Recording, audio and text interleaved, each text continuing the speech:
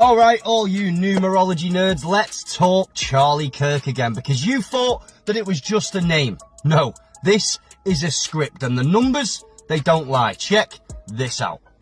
Now let's start with his roots, Charlie.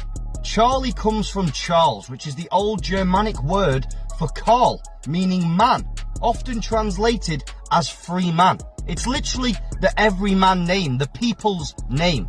Now Kirk is even older. It simply means church, but not just a building. The kirk was once the centre of community, healing, resonance and ritual, a place of frequency and light.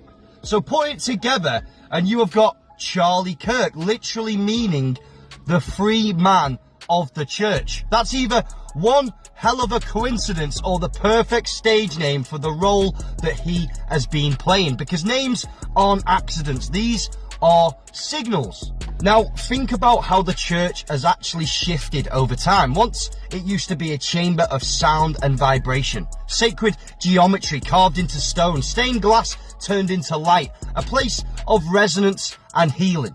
But now it's just cold pews, heads buried into books, and people completely drained of their spirit.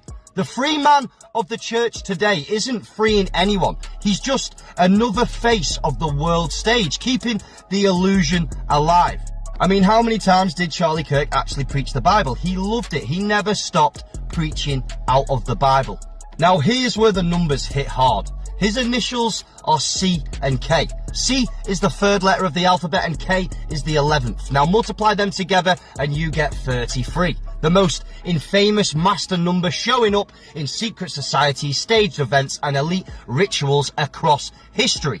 And you know, ultimately this number was staged all over this event. You know, the 47 that was in the photograph of the world image that went on every media platform in the world.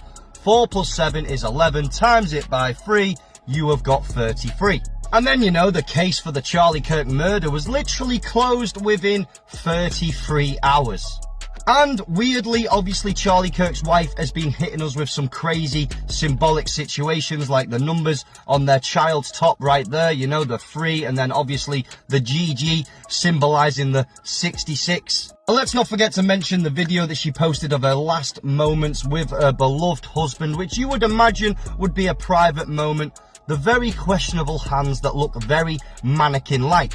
And obviously with the added symbolism on her hand with the big G, this was a very, very questionable moment. And then there was the t-shirt he was wearing upon his death, plastered with the word freedom, which is now sold to millions of people worldwide. Let's run the math on the word freedom. So yeah, if you do the numerology calculation to the word freedom, F is the 6th letter, R is the 18th, E is the 5th letter, D is the 4th letter, O is the 15th letter, and M is the 13th letter, which equals to 66. Freedom literally equals to 66. And when the so-called free man of the church walks out of this world wearing the 66 on his chest, that is not just fashion, that is a code.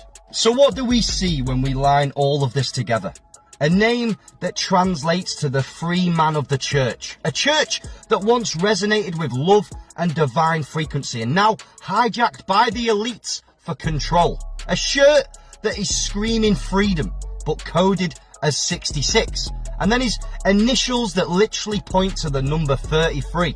A number that's etched into the backbone of all of their rituals. This isn't random. This is theatre. Symbolism is their language and names are their breadcrumbs. So the next time that you hear the name Charlie Kirk, don't just think politician or pundit. Think numerology, think symbols, think script, think man of the church, or even prisoner of the system, because the numbers tell a story.